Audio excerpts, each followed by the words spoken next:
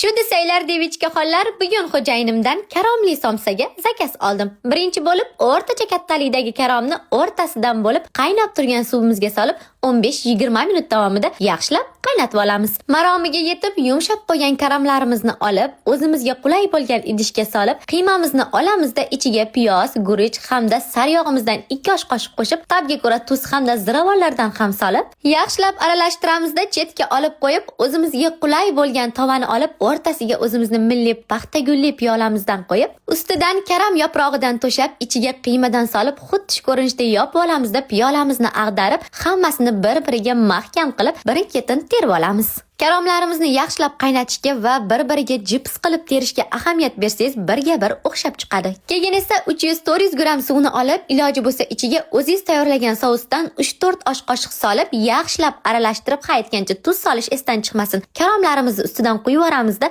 shunaqangi folga bilan yaxshilab ikki tomonlama o'rab olamiz.